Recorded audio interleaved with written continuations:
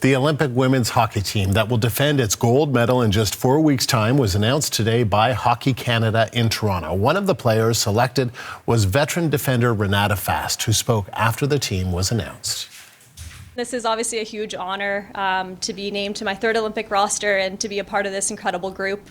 When I look at the roster, I see so much skill and so much compete, and then obviously a ton of experience as well. But with that experience, there's also 7 first-time Olympians, and I think as a group we're so proud of them and we're excited for them to have earned this opportunity to forever be called an Olympian, something that all of us have dreamt since we were very young. The CBC's Jamie Strachan was at that announcement and joins me now live. So Jamie, take us through the announcement. Well, we now know the 23 players that will represent Team Canada at the Olympics in Italy, a team that will be attempting to defend the gold medal that Team Canada won at the 2022 Games in Beijing. Andrew, here's what I can tell you about the roster. 16 of the 23 players familiar to Canadians. They've been on this Olympic team before, some of them competing in their 3rd, their 4th Olympics. A lot of those familiar faces that have become really the backdrop of Canadian women's hockey in this country.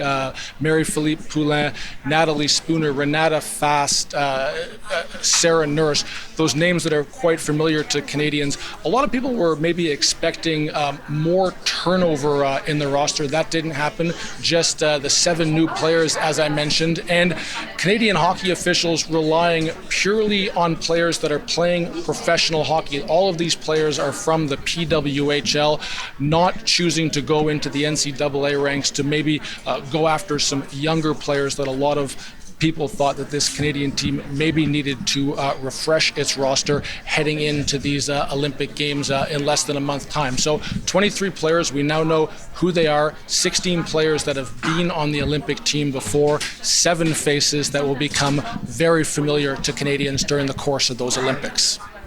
And what more can you tell us about the tournament?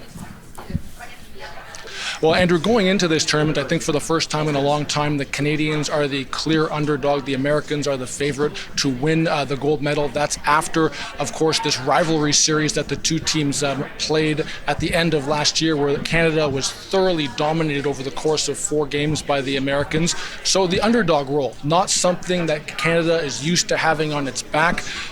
Blair Turnbull, who's competing in her 3rd Olympics, says it's a label that they welcome. I love having to fight and having to battle and compete as an underdog, but I think a lot of people thought about us losing at the most recent World Championship, and they saw the results of those 4 rivalry series games, and they completely forgot about everything that's happened since we won gold in Beijing. So I think there's a lot that people have to look back on and think about before they call us underdogs, but I'll take an underdog story any day. And Andrew, players and officials that I've spoken to after this announcement was made a few moments ago have been quick to point out that, listen, was the rivalry series everything that this team wanted? Of course not. But those games played at the end of 2025, a long way from the bright lights and pressure-packed arenas that these players will be at the Olympics. Games that players on this roster, 16 of them, are very used to playing under that pressure, playing under that scrutiny. They'll get a look at their American rivals during the round robin, both teams in the same pool.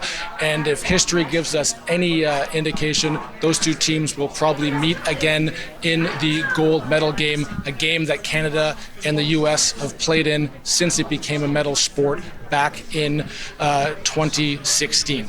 Andrew? Jamie, thank you. The CBC's Jamie Strachan live in Toronto. And CBC is your destination for all the excitement and every golden moment when the games get underway. You can watch the opening ceremony live here on CBC News Network on February 6th or wherever you stream CBC.